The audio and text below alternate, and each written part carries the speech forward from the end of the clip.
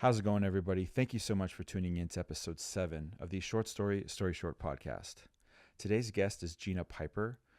To say Gina is a real estate boss would be a huge understatement and definitely wouldn't do her justice for all the other amazing things that she has done. But I would like to point out that she is Pleasanton's #1 realtor since 2011. She is the #1 producer in Pleasanton's Better Homes and Gardens office for over 10 years. And I believe at the moment she is in Vegas about to receive the award for the #1 producer in the nation for Better Homes and Gardens. So clearly she knows what she's doing there. But I think what's just as important to her, if not more, is all the ways in which she gives back. In 2018, she received the Business Philanthropy Award from the Pleasanton Chamber of Commerce. In addition, and what's probably most near and dear to her heart, is she is the board chair for the Valley Humane Society. In addition, she has done mentoring. I know that she's been a huge influence in my business and my life. And, you know, she's even become a better friend. And I'm just really glad that I got a chance to meet her. And I'm really, really appreciative that she took the time to come on and talk to us today. So let's do it. Episode 7, Gina Piper.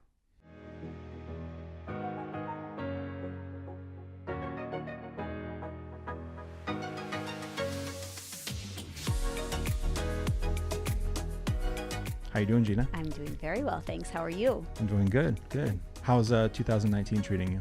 Good. Yeah. It's been a good start, actually. Yeah, I took a lot of time off in January, which typically people don't do, but I did. Yeah. And I enjoyed it. Yeah. What kind of things did you do? A lot of books, a lot of audio books. I really dove into my vision and where I want to go, and it was just a nice space for that. So just inspiring type of things. I walked a lot. I listened while I was hiking and walking. I listened to my audiobooks. So it was actually a good January. Very cool. Yeah. That's awesome. Yeah. So we'll jump right into it. Okay. So what I wanted to share with everybody listening or watching was how we met, because it's one of my favorite stories. Okay. In fact, every time I tell it, people always go, "Oh my God, that gave me chills." Aww. So hopefully I'm getting better at telling it because I've told it so many times. So we met, so back up, it was like two and a half years ago. I was with Shelly Despotakis, who we both love very much. Yep, she's awesome. Yes, she is. And so she was a chamber president, and I was one of the members of the young professionals group for the Danville Chamber. And with Kristen Moore, and we were like, we want guest speakers, because we feel like having a discussion and kind of a roundtable format would help people learn, or learn in a different way. And that's kind of what people want, is mastermind type things and guest speakers. And so we started doing that. And, Shelly recommended we talk to you. You're obviously very accomplished, and you're still adding to that. And you've been in the business, real estate, for a long time. And so we were like, let's talk to her. So you came in, and it was like you started telling your story, and when things changed for you, like the stuff you were going through, and then the steps you took to change that was exactly what I was going through at that moment. And so it really, really spoke to me. Sure. And so you told us to do some things, and one of them was write a vision board, or put together a vision board. And another one was, I think, get a mentor, or, have some accountability and things like that. So anyway, I think I wrote you that night after, and told you my story, and told me how much, what you said meant to me. And the very next day I made a vision board. And then I started seeking out mentorship and things like that. So fast forward 8 months after that, Shelly and I were trying to talk to the Danville Chamber Board to get more funding for the Young Professionals Group. And she wanted me to speak in front of the board. And I think it was like a Tuesday, and I was expecting the meeting to be the next week. And so Shelly calls me like an hour before the meeting started, and she goes, "Oh my gosh, like I must have got crossed up. Like, we're actually having the meeting in an hour. Yeah. Like, get down here." Get down here. So I'm scrambling. I had to go home to my place, trying to put my suit on. And I'm like, I don't have my presentation ready, like blah, blah, blah. And I'm like, I don't even know what I'm going to talk about. Yeah. So I'm tying my shoe, and I look up at my vision board, and in the top corner there is a thing that I put on there. It was a cutout of Business Person of the Year, and for the Danville Chamber, and it gave me chills because I was set to accept that award, like I think that following week. And so that was like, okay, that's what I want to talk about. Yeah. And I mean, only 8 months, one of my dreams, you know, because I wanted, you know, of course most importantly, I want to take care of my clients. Sure. But I mean, there is maybe it's part of being a creative person, but you do want some recognition. Sure. And you want to know you're on the right path. And so that was really important to me. And for it to happen only 8 months later, based off of, you know, the vision board and the advice that you gave us, it was like, that was perfect. Oh, that's so cool. And the board loved it. And what a great honor to be recognized in that manner. Yeah. And I don't think I even told Shelly that was a goal of mine. It was just something I put out there. Sure.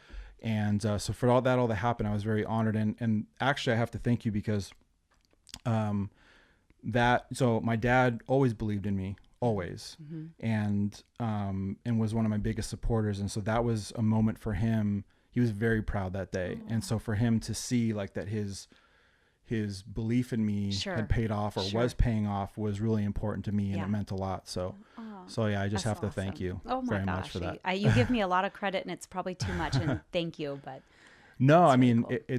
So I think the biggest takeaway from that is that you have experience and you've accomplished so much in your career, but you take the time to share what you've learned, and you look at the world from an abundance place as instead of scarcity. Yes. And I'd run across, I'm sure we both have people that come from a scarcity mindset. And so some of my best friends and the best people I've met in business have been those people like yourself who just, they give everything away because you know who you are. Exactly. It'll come back multiplied. Exactly. And so I just really appreciate that. And that's just one of your many gifts. And, you know, Thank you. Yeah.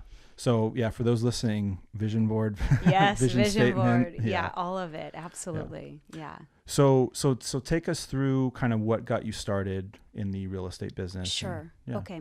So I was getting a degree in clinical nutritional science at Cal Poly, and my options really with that degree were to be a dietitian in a hospital, which sounded really horrible to me, and or go on to med school, because the program I went through was pre-med. Yeah. And that was not a really great option for me either, because of the debt that I would incur doing that, and I didn't have top-notch grades, so who knows where I would get in from a medical standpoint. My mother had been in real estate, and in fact, she still is to this day, had been in real estate for a long time. In fact, I joke that I won't actually say my age or how many years ago this was, but I used to joke that I'd had my license for much longer than I did, because my mother took the real estate license while she was pregnant with me. Very cool. So kind of, right? I've been that's fair. licensed for my entire life. But real estate did not hold any luster to me at all growing up.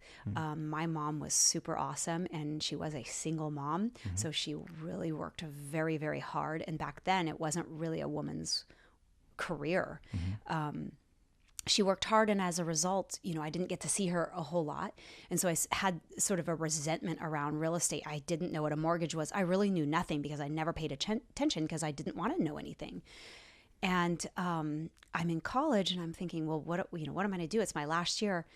And I said, well, really, I have I'm in science, but I have a business mind, and I want to do something in sales.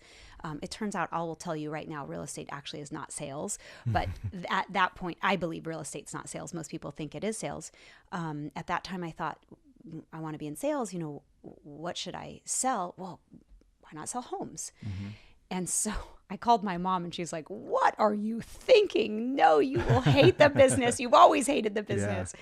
And so I ended up, my last year, the last quarter, I started taking the real estate prep courses. And because of having a 4-year degree, I ended up actually getting a broker's license. And so So that's how I got into it. Kind of interesting to think really what my passion was around nutrition, which is still what I love, and I study it and I read about alternative methods of healing through food and that sort of thing. It's still a passion of mine, but it's kind of more hobbyish now because my career is allowed me to do the things that I want in life, which is partially that, having those sort of hobbies. But, I'm not sure that when I got into it, I really said, this is going to be me for life. But it was like at first when I make a commitment, I really go for it. But I did not sell a house for the first year. Did I tell you that story? Yes, you did. Okay. Yeah. So I think I probably, how many days are in a year? 365. Yeah, I think I cried for 365 days my first year. I'm a kid, right? Like I'm 21 years old. I've never owned a home. I don't even really know what a mortgage was. And here I am trying to make it. And at that point, there weren't really mentors so much around, at least with our company. And so my first house, I went into contract month 11. And so really it was 1 year before I made my first closing. And then I started gaining confidence, and then I just really started looking into inspirational stuff and vision and what do I want? Where do I want to be? What do I want my life to look like? How many houses do I want to sell? And those were really the first goals, were number of homes. What are the number of homes I want to sell? And so after that, I made a goal to sell 12 homes the year after in a 12-month period. How many houses do you think I sold? 12. Yeah. Like on the dot. Yeah. So I learned a lesson from this, by the way. And then the next year I was like, I got this. I'll double this. I'm going to do 24. So I wrote 24 on my goals and on my vision, and every single day I would read it. And then that year I sold how many? 24. Yeah. So you get what you asked for. You absolutely get what you asked for, especially if you're focused on it and you read it all the time. And literally that 24th sale happened right at the end of December, right before the end of the year. So it was sort of interesting. So now I put out to the universe either a dollar amount. I usually go income now instead of number of transactions, but it's never a set number. It's that or more. So I always use the language that or more. Yeah. Because why would I limit? I was actually limiting myself back then, so you sort of learn as you go. But anyway, that was my beginning time in real estate. Cool. Well, I'd be remiss, and that's an awesome story because, it's funny. It's funny because when your mom was pregnant with you, I mean, you shared everything anyway. Yeah. So you might as well share the real estate the career, license. Right? Yeah. But I would be remiss if I didn't ask you. I'm sure people were like, ask her, why don't you think real estate is sales? Oh, okay. Sure. So, I think I'm probably alone in that statement. I would say most realtors say I'm a salesperson. Yeah. I don't think you can sell someone a house. It's a home. Yeah. I am not going to convince someone to buy a home or sell a home.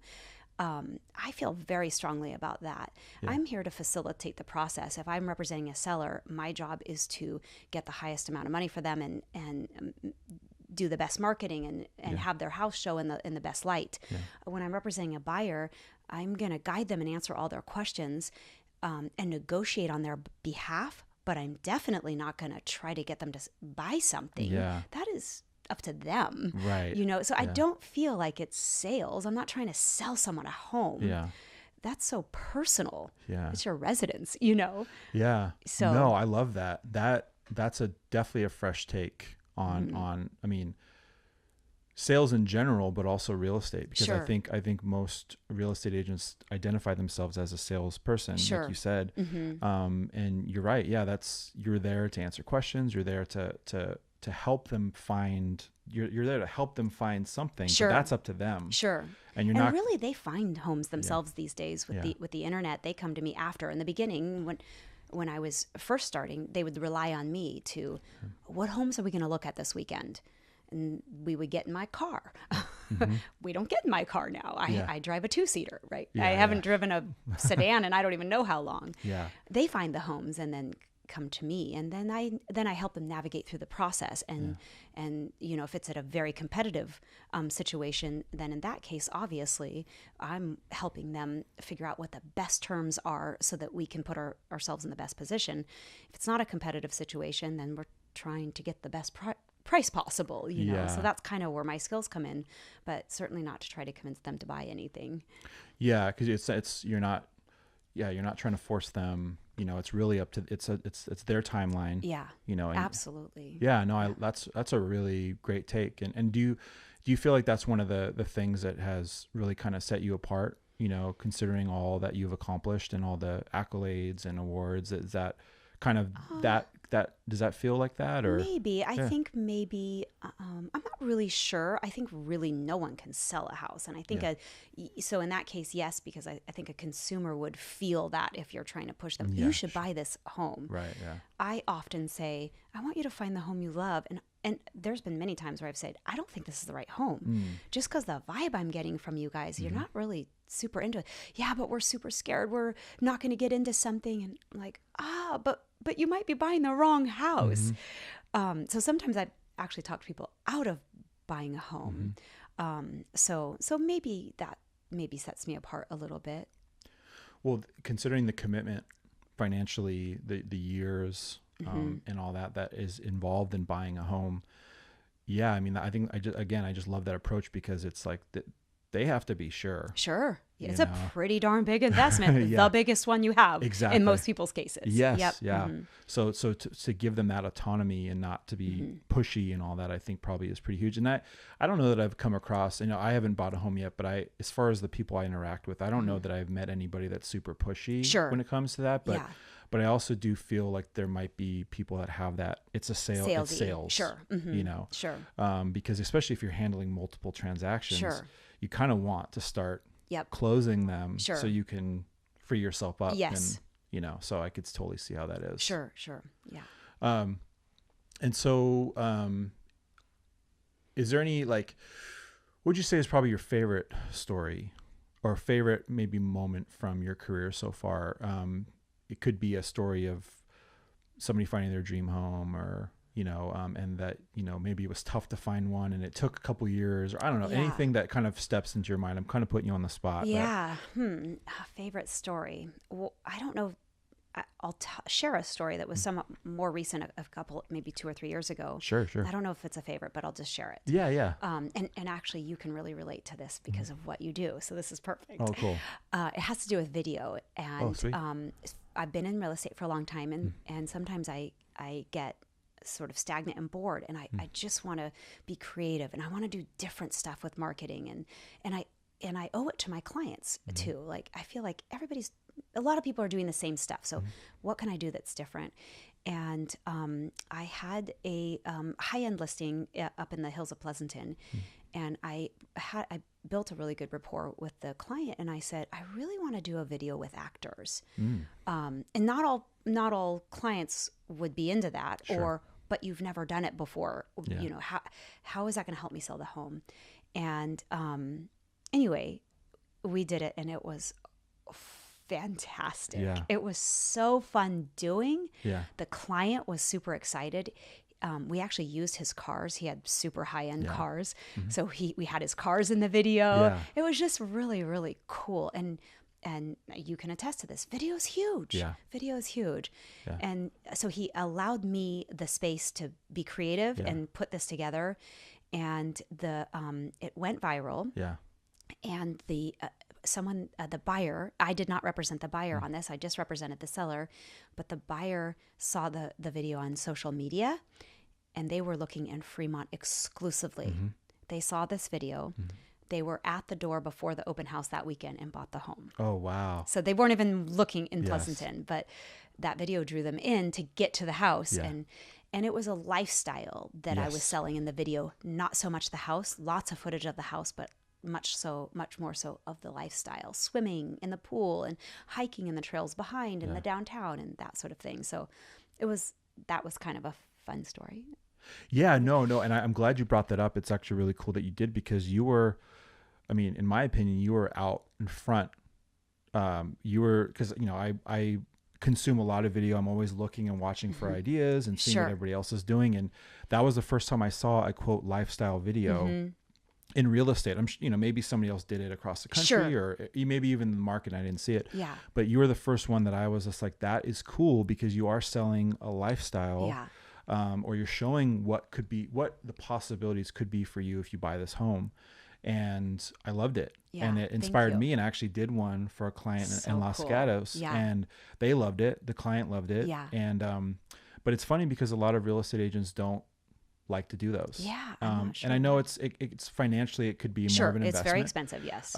But especially for your high-end listing homes, you are, I mean, I know we're not saying selling, but you are showing the lifestyle. Yes, this certainly. is what's possible in this home. Yes. And you have a responsibility to spend some money and do some really cool marketing. They do a fair amount of these videos, and I've seen a few online in like Beverly Hills. Mm-hmm. There's one that's so risque. Mm-hmm. It's hilarious. I want to get risque, not like, I don't want my actors to be naked, mm-hmm. but I want to be, I want to, you know, I've done several since then, but nothing edgy. Mm-hmm. And at some point, I hope to have a client that says, yeah, go ahead and do something edgy. Sure. Because those videos went viral, you know, and I don't know, I'm sure you've seen some. There are some funny ones, mm-hmm. some really, like a guy opening the door and he's completely naked. Now, again, I don't want to do any naked.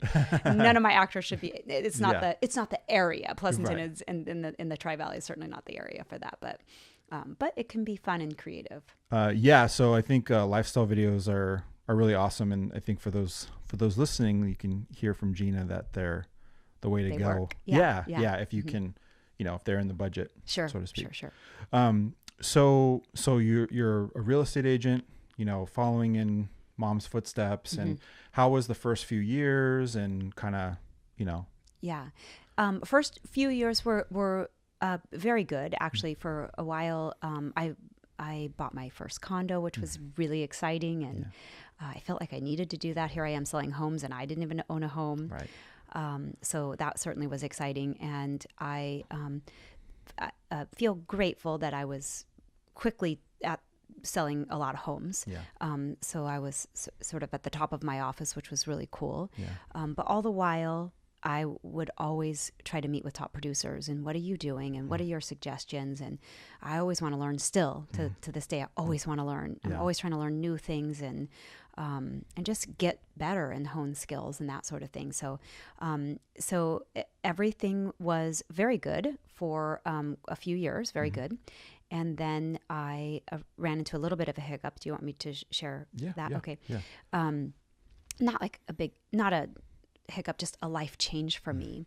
I got married and it was a mistake.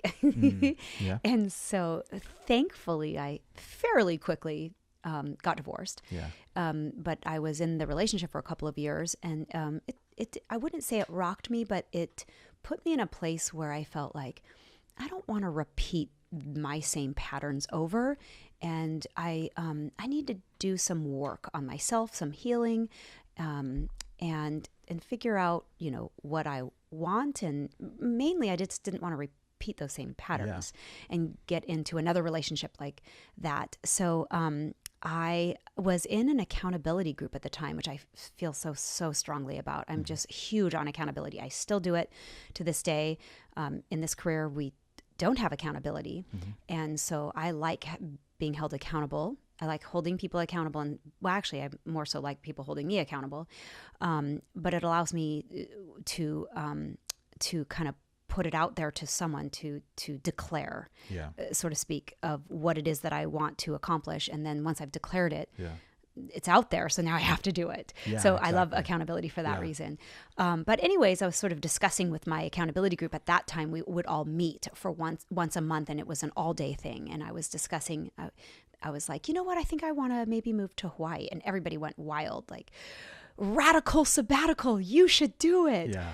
And so that's what I ended up calling it, a radical sabbatical. And I thought, I am going to move to Maui, continue working and continue with my career, move to Maui and just dive into me, just myself, and do the things that I want to do as far as healing and working on myself.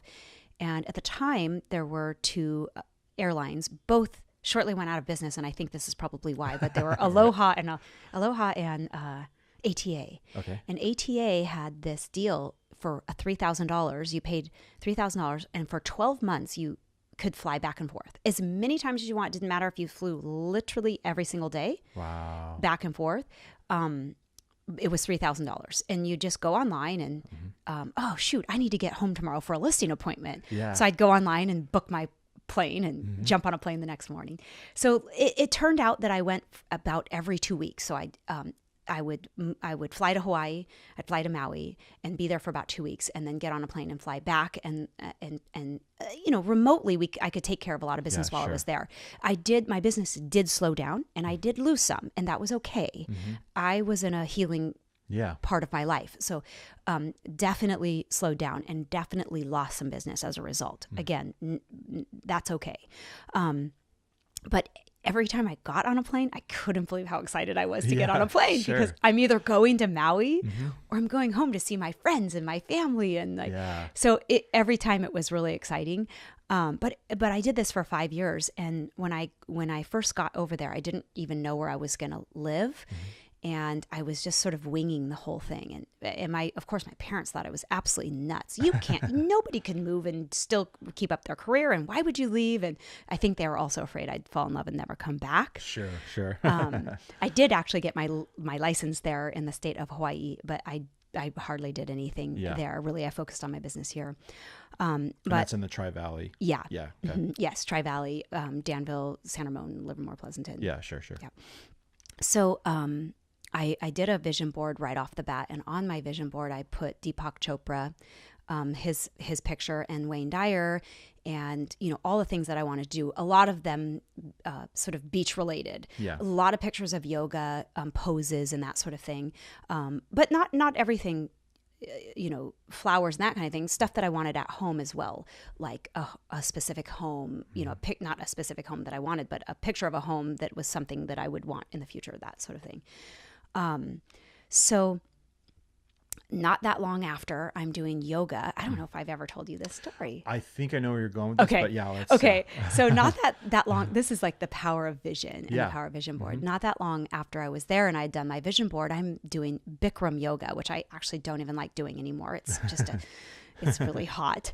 Sure. But I was doing Bikram in Maui, and the reason that I put Wayne Dyer in Deepak Chopra, because I'd already read their books, a lot of their books, and I sort of followed them and loved that they had already helped me in life with the literature that I'd read, and podcasts too, by the way. Yeah. They did a lot of that. Sure. So I'm doing yoga, and at the end, in Bikram, like, you're practically naked. You don't want to wear, you're in Maui, first of all, and it's so hot that you don't want to wear very much. So the guys are just basically in little shorts, and the gals are in pretty small things too. Not me, because I didn't really want to show a whole lot of my skin. So I was like in yoga pants and it's hot. But like, some girls are literally tiny. It's really hot. So this partially naked, huge man walked up to me after class, pouring sweat. Yeah. And he hands me a book upside down, and he said, I saw you in class, and I just wanted to give you this book. And I was like, okay, that's random. Yeah. Cool. Thank you. Yeah. And so we start talking, and the more I'm talking to him, I'm like, whoa. And I look at the book and I turn it over, and on the backside of the book is Wayne Dyer's face. Well, I'm actually sitting there talking to Wayne Dyer. Wow. Like, yeah, you did tell me this story. Is that crazy? Yeah. He is on my vision board, and he comes up to me in yoga. And we'd done a whole yoga class, and I had no idea it was him. Like, how could you? He's literally pouring sweat, and he has no clothes on. Yeah. Right? Except for shorts. Yeah. So like, you don't expect to see Wayne Dyer in a yoga. So I had no idea during the whole, and this literally was after the class. So that was really cool. So we kind of became like acquaintances, buds. We'd go to yoga a lot together. Sure. And that was really cool. And was like, whoa, I always believed in vision. But that's huge. A lot of times I try to teach people, stay a little bit detached from what you're putting on the board, like the house I talked about. You're probably not going to get that exact house. However, I have seen it so many times where people actually buy something with the actual picture of the view that they put on their vision board. But remain a little bit detached to allow the universe to bring what it's going to bring to you. Strangely, it literally brought Wayne Dyer to me. Yeah. So something similar happened with Deepak Chopra as well. I Yeah. spent some time with Deepak Chopra. I actually ended up teaching yoga for his students in Ireland. So he does these, big seminars, or meditation type of seminars. And he brought me in and to actually teach yoga. When he has these seminars, he has yoga classes in the morning and the evening for anyone that wants to do yoga. Yeah.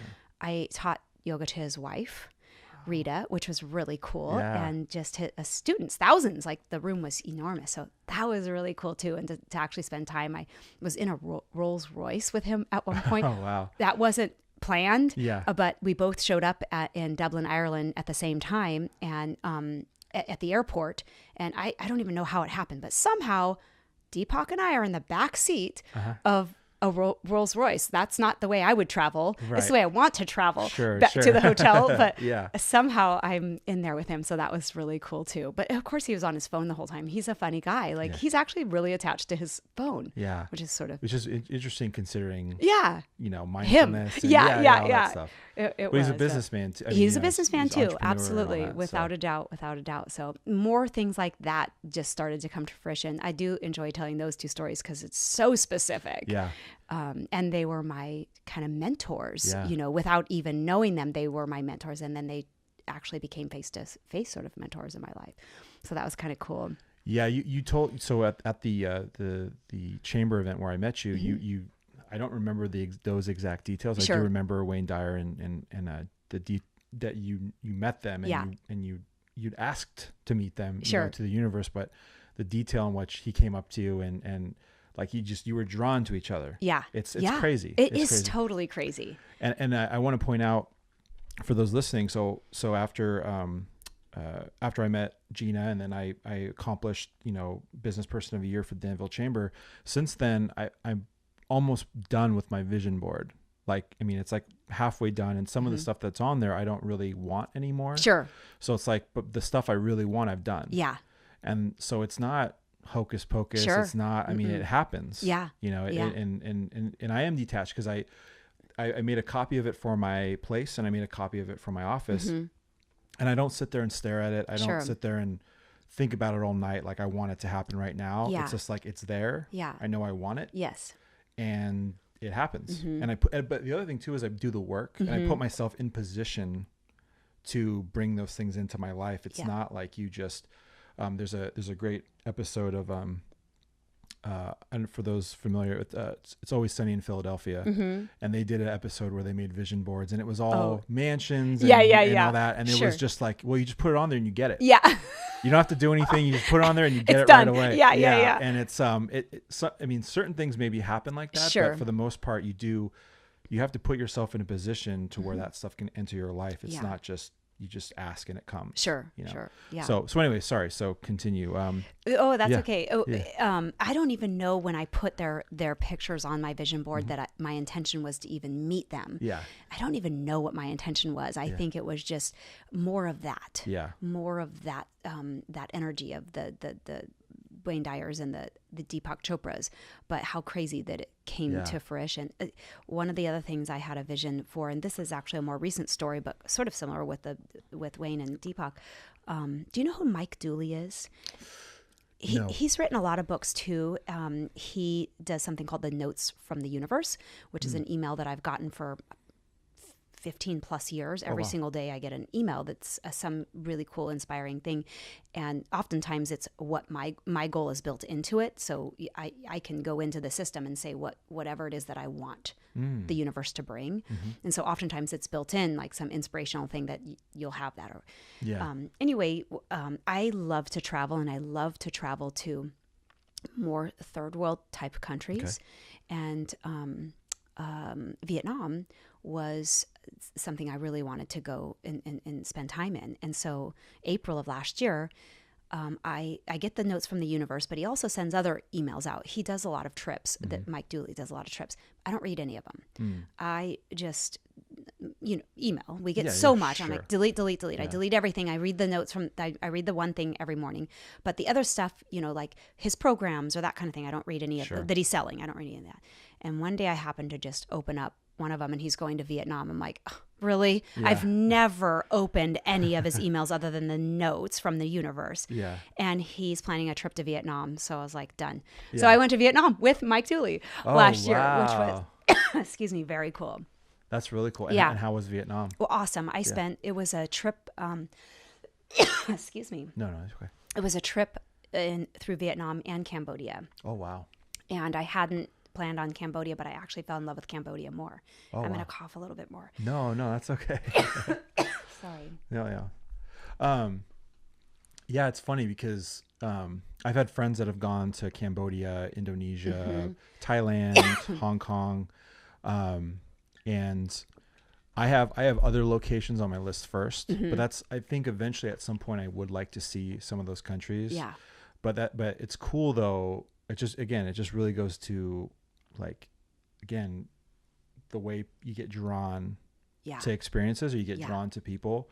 Like real quick. So on my vision board, I have Great White Adventures. I have loved sharks my entire life.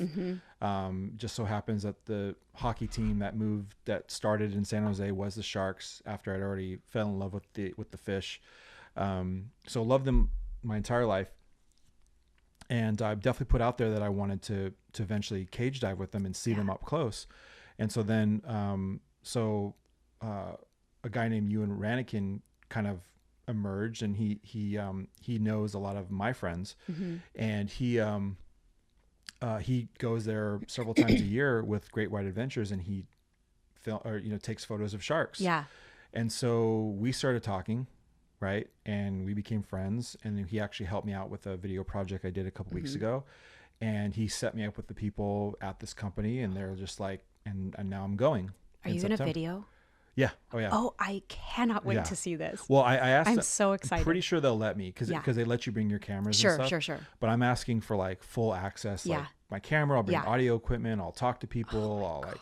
Garrett, that's so cool. I'm so excited for you. Yeah. I'm excited too. But again, it's like these people, I wanted to do it. I didn't, it's like you weren't necessarily outreaching for it. It ended up coming to you. Exactly. Yeah. In fact, Ewan's going to be on the show tomorrow to talk about all that stuff. That's so cool. Yeah. So anyway, I mean, you asked, you were interested in Vietnam, and Yeah. So that was really interesting. It was a wonderful trip. And really the reason I like to do trips like this is learn about other cultures, but really just to ground me. Yeah. We're so lucky here. Yeah. And it's interesting how we get caught up in the little tiny things and get mad and entitled and all this stuff. And that's really why I like to visit countries like that, just so I can just sort of re-ground myself and go, wow, these people are so happy and have so little. Yeah, exactly. It's really amazing. And Cambodia is mostly Buddhist. Yeah. It's the most, probably I've been to many, many, many countries, probably one of the most peaceful countries I've ever been to. Yeah. It's really beautiful. The people are just so, I don't know, they're just so full of love, and what they've been through is astonishing. And it was really neat for me to learn their history. And I was alive. I was a baby, but I was alive when they went through such a horrendous time, and genocide is like, I can't imagine that happened just then. It's actually happening now, though, too. Yeah. Like that, astonishing, but that's another subject. Yeah. It's the stuff that's happening around the world, and then the stuff that our country's involved in around the world. I mean, that's heavy stuff. Yeah, heavy. That could be a whole nother podcast. Show. Yeah, literally a 5 hour. Yeah. Yeah. But do you want me to go back to Hawaii and sort of my experience there? Yeah, please do. So I ended up, I'll just sort of wrap the Hawaii thing up. I ended up spending about 5 years there, and going back and forth. I ended up buying a property there, a tiny little condo. I didn't live in the condo. Yeah. I bought the condo as an investment. It wasn't on the water. The place I lived in was this super, super modest Formica countertop. Yeah. It was super gross. Yeah. But it was on the ocean. Like I would get there. It was a condo. I get there and I opened the slider, and I never closed it until I left. Yeah. And so the slider was open 24/7 while I was there. I went in and painted and beautified it a little bit, but it still had Formica. It didn't matter. I loved it so much. Yeah. But I rented that. I didn't own that. I rented that. So that was my little sanctuary. In the meantime, during this 5 years, I think 2 or 3 years into it, I met who now is my husband, Yeah. back here in California. And so because of that, I started going less and less. And Maui didn't have the pull that it had before on me. And I felt like I was had done a lot of healing while I was there and a lot of work on myself. And so I started going less and less. And we got married 2 years ago. And I actually haven't been back since. Me, Maui girl. Yeah. I haven't been back since. Can you believe it? I know. I used to go every other week. Yeah. Well, it was a special time. It gave you what you needed. It absolutely did. It definitely did. It was a really neat time in my life, and I'm grateful for it. And and I think you had mentioned, I can't believe you still did business. And people are astonished when I tell them that you can't just leave. Yeah. But the truth is, for the real estate people out there, the truth is you got into this business for the flexibility. But yet most people, I would say 95% of the people that get in end up not having any flexibility because they become so married to the business. And, the client needs to work or meet on this day or this day or this day, and then they never leave. Yeah. Yeah. No, I mean, I think I definitely see, it's funny you say that because it's so, again, it goes back to the working on the business versus working in the business. Right. But then the biggest piece that's left out is working on yourself. Yes. And you found that balance. Man, that's one of my favorite stories is just, for one, the airline, I mean, God bless them. The airlines that went out of business. I mean, but it was the perfect timing for me. Yeah. Should I get that? Yeah, no. It's funny because, wait, who has a landline? Well, I do. So the funny thing, so let's see, let's count the bloopers that have happened. Yeah. Can I give you a bad time? Yeah. Well, it's funny because this little, thing fell down when I was interviewing somebody. Okay. The really scary thing is that I unplugged that phone. Oh, that is scary. Yeah. So maybe it's the universe. No, well, if it is, it's a telemarketer, and okay. Yeah, I don't know why it rings, and that's really creepy. Because I did unplug it for that exact reason, so that didn't happen. Sure. So I'm wondering if it's I have like an UMA line that's connected to it, so I wonder if it's that, or it's haunted. I don't know. Or truly the universe is calling to give one of the things on your vision boards. Yeah.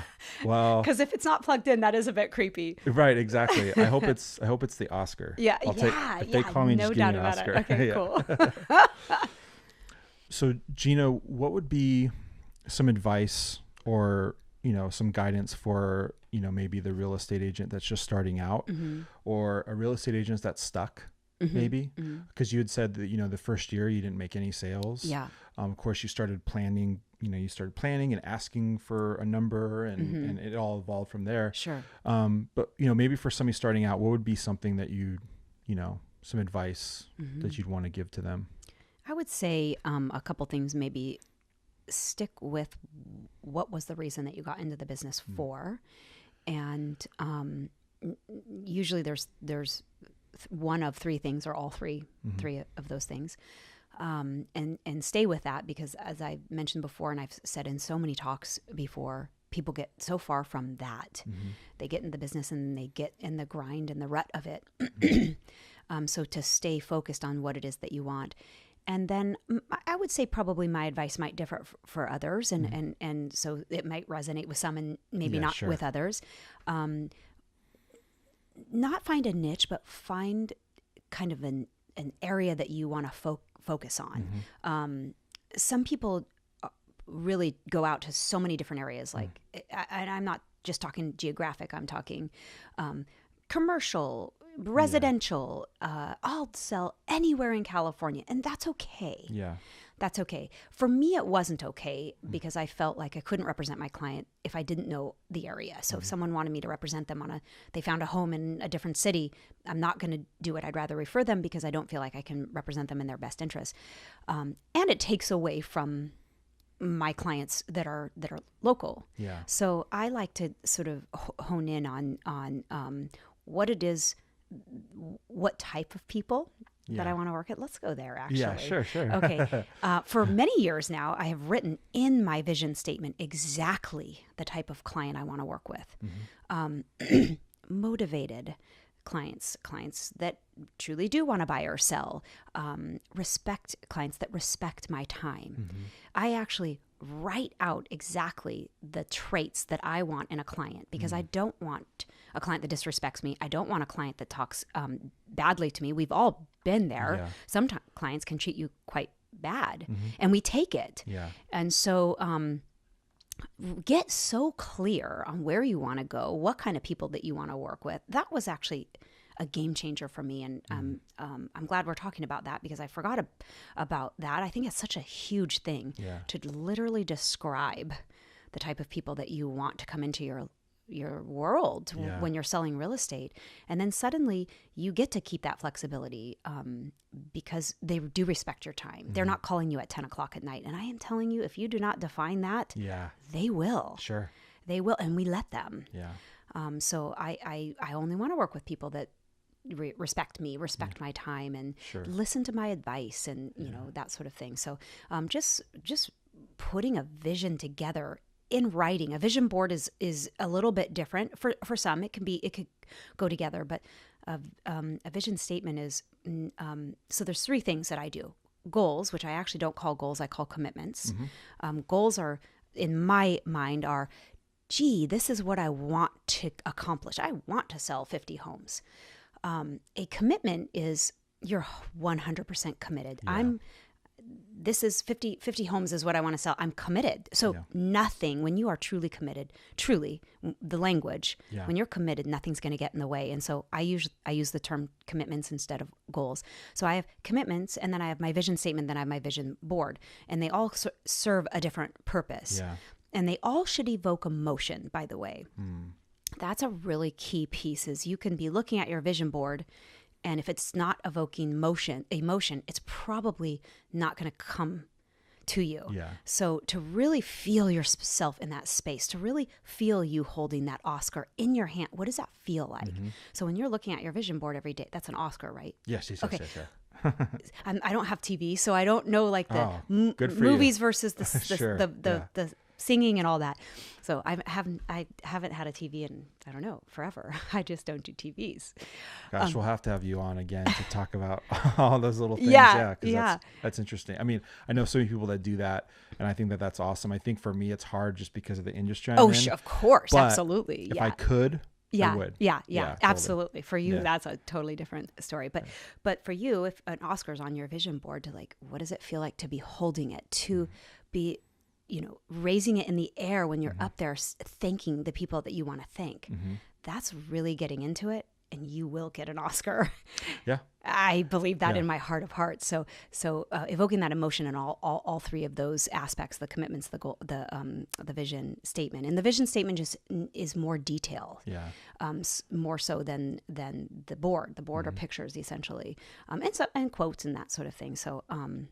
I feel like I got off on a little bit of a tangent. You were talking about, I mean, it all kind of goes together. You're talking about finding your, not a niche per se, but your, you know, be very specific and clear with your area and your intentions and your client and very clear. I love that you said that. It's just be so clear on what it is that you want. Yeah.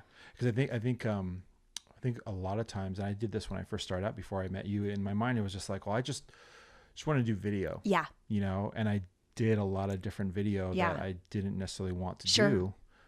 But it was, you know, you took, you know, like my core business was short documentaries, and I did a lot of those, but then people would ask me to do other things that weren't, but I did it because it was like, but I wasn't making those intentions clear. No, I only do it like this. So anyway, it's a great example. Really. And it's to yourself, really, right? It's not necessarily telling other people. You're so clear about what it is that you want to be doing, what type of videos that you want to be doing, because otherwise it's broad. I want to sell real estate. That's pretty broad. Exactly. I want to do videos. That's pretty broad. No, and I think that's great advice for really any entrepreneur or anybody starting a business, whether, you know, it's a small business or, you know, because real estate, you might have company your umbrella company that kind of you represent, but ultimately it's your own business. Sure. So you do have to think as an entrepreneur. You do have to think as a small business owner. And I think, being very clear with your intentions and all that. Absolutely. So important. Kind of segueing from real estate, what are some other things that you have been doing and that you're passionate about? I know animals. Yeah, animals for sure. Yeah. Yeah. So maybe talk a little bit about that. Okay, sure. So as far as animals go, I'm the chairman of the board for Valley Humane Society, which Valley Humane Society is a animal welfare essentially for the whole Tri-Valley. Yeah. And that I get excited about talking about anything having to do with philanthropy because that's really where my heart is. Sure. Yeah. And one of the biggest reasons that I'm in the business that I'm in, because it allows me the flexibility, both financially and freedom-wise, time-wise, to do philanthropic efforts. Yeah. So yes, animals is a big one. And I've really enjoyed my time with Valley Humane, and I'm sure I'll be doing that for a long time. It's been a wonderful organization. I actually host a annual fundraiser. Last year was the 5th year that I did it, last September, and it's at my home. Yeah. And we raised $42,000 in my Wow. home. It was That's just crazy. Yeah, it's just and about 250 people attended. And so it's actually too big now because my house really can't accommodate that, but it's very intimate, obviously, with that many people. Sure. And we typically have a small band, and it's really fun, but I'm just astonished at how many things are donated, trips and things for the auction, the silent auction and the live auction. So that's really cool. But just in general, I'm very, very involved in Rotary. Okay. Yeah. Very involved. People think of Rotary as the good old boys club, and obviously it's not. Yes, In fact, in my particular club, there's a lot of very young people and a lot of women. Yeah. But my club was the good old boys club for quite a long time. Yeah. I'm a past president of Rotary. Yeah. And that's really cool. In fact, I was just asked, this is just so right up my alley. I was just asked by the district Rotary, like the bigger Rotary, if I would put together not build a school, but a program so that girls in Indonesia, Bali specifically, are educated, because many of the girls are not going to school. Yeah. So I have 2.5 years to put this together, and then I'm going to Bali. Oh, very cool. To launch this. Yeah. And that excites me. That is the really kind of cool. stuff that really fills me. So I'm super excited about that. It's just, again, right up my alley. But Rotary has been a wonderful experience for me. I love it. And again, I can't be more grateful enough for the career that I have that allows me to do this kind of work, because this is the work that drives me. Yeah. Yeah. Well, you said, that I remember you said, I think when I met you, that it's whatever you do, it's not necessarily industry or anything like that. It's the people, and that just transfers over to philanthropy, because that's really, it's about the people. Yes. And it's about changing people's lives. And you said, when you're talking about Vietnam, we don't realize how lucky we are, and the things we kind of complain about, and whether it's wheelchairs, I know Wheelchair Rotaries. Foundation, Yep. is a big part of that, and you just don't realize shoes. Yeah. I mean, sure. Some of us have millions of shoes, and some people don't have any. Yeah. And so, it's just really cool that you're involved in all that, and I would be remiss if I didn't ask you about your dog. Okay. Yeah. Yeah. You just have one dog? I have two. That's yeah, right. Yeah. I have a boxer. Yes. They're both boys. They're both the loves of my life. Yeah. I have a boxer. Sorry, Sean. Yeah. He knows. Yeah. They're the loves of his life too. Okay, cool. They both sleep in bed with us, and very cool. they're just our babies. Yeah. I have a boxer who's 11, who's actually struggling right now. He's gone paralyzed, the back part of his body, so he doesn't have use of his back legs. But other than that, he's extremely healthy and vibrant, and he's just such a love. Yeah. And then my rescue little guy is just a complete mess. And I love him so much. We can't imagine what happened to him before we got him, but I'm telling you, he won the lottery. Oh, yeah, I bet. We've had him for about 8 or 10 years, and it's taken many years to, he wouldn't even, I don't think he ever had human contact. And if he did, he was badly abused because he was terrified of any people. Now he's just my shadow. He just wants to be he wants me touching him all the time, just having my hands on him. And he's come a long, long, long way. But I thank my lucky stars every day that we got him, because I don't think most people could have handled a dog like this. Yeah. He was truly, and he has neurological issues too. He has seizures, and there's a lot of stuff. It is a poor little guy, but he's so cute and he's so happy. Yeah. He's so happy unless anyone comes around, and then he's scared. Sure. But he's come a long way now too, and we socialize him a lot. But anyway, those are my two little buddies. Yeah, that's awesome. Yeah. Yeah, I'm always astonished, and I just love people that rescue, especially dogs, because obviously cats are abused as well, and that's that. I mean, all animals are abused in all different forms. Yeah. But dogs are much more emotional. You can read their emotion. They're sentient animals. Yeah. Yes, yeah, and they wear it on their face if they are unhappy, if they're mad, if they're scared, if they've been abused. And so for you to take him on and give him a better life, and because my brother and sister-in-law did the same thing for he's like I call him a deer. He looks like a little miniature deer, but he's like a Chihuahua kind of mix, and he showed up, or my sister-in-law's son I guess found him, and he had a broken leg, and they brought him home, and very scared of people, and he was very not sure of me and my brothers, or my younger brother, and they took him in, they adopted him, they took him to like an obedience school, and he learned to be in a pack. And now he is the happiest. I mean, he's a completely new dog. Totally new dog. Just sounds like your guy. And I just think that that's awesome when people take on those animals and give them a new life. Yeah, absolutely. So. And so many people are doing it now. When we bring, Valley Humane Society basically gets dogs from municipal shelters, pulls the dogs away from them so we can get them in our hands and get them adopted out. Yeah. We can't even keep a dog in our facility for more than a couple of days. People are adopting them so fast. Thank goodness. And the stories we hear of, you say who adopted who? Did you adopt the dog, or did the dog, rescue you? Oftentimes it's the dog rescuing the person, really, because it's their life changer. But just really quick, because you mentioned that was a Chihuahua. So our Frank, his name is Frank. We think he's a Chihuahua Italian Greyhound mix. And when we tell people that, they're like, how is that possible? Greyhound. Well, Italian Greyhounds are essentially mini Greyhounds. Oh, okay. So it's possible that a Chihuahua and a mini Greyhound could be mated. He is hilarious. He has a Greyhound body. Okay. Tiny, but long legs. He's super ripped. Yeah. He's a runner at body, and a Chihuahua head. That sounds like Lou. Hilarious. Yeah, my brother's dog, Lou. His jaw's crooked, so it's like it's hilarious. He's hilarious looking. I think he's the cutest thing on the planet, but of course, most people don't think so too much. But he's pretty cute, though. That's so cute. Yeah, it's funny. It's funny, those breeds that just work. Yeah, and like they work, but they like don't. Not so much. Yeah. And you kind of go, I guess it works, and you kind of look at them from different angles, and you're like, what? That's interesting. So many people look at him, they're like, what is that? Yeah. What kind of breed is that? That's cute. He's pretty cute. That's awesome. Yeah. So we're just kind of winding down here. Sure. So I have to ask you, favorite movies? Oh gosh. Probably a surprise to you, but Fletch, Caddyshack. Oh wow. Yeah.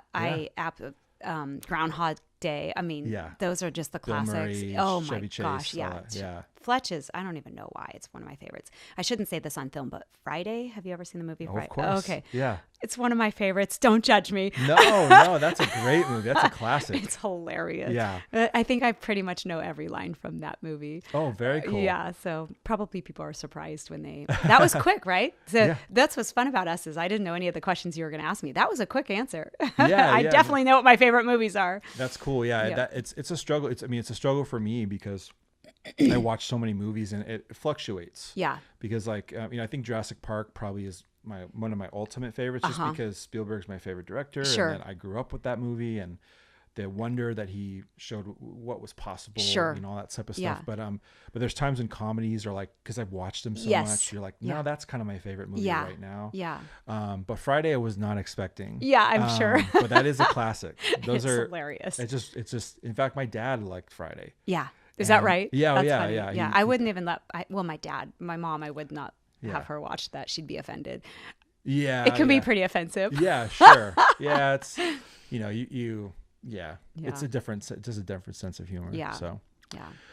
so as far as like where people can, see listings or kind of, what, your website, GinaPiper.com. very cool. And then, the Humane Society or the Valley Humane Society. Yeah. What's the? I can always do it if I think it's valleyhumane.org. .org. Okay. Yep. I'll find the link. And Or I'll- to Google Valley Humane Society. It's located in Pleasanton, but it services the animals in all of the Tri-Valley. Very cool. And it's so much more than dog rescue. We have tons of programs. Yeah. We have therapy dogs, lots and lots of, we call them canine teams, Yeah. where it's a person with their dog who's not, therapy is probably not the right word. It's, we call them canine comfort. Yeah.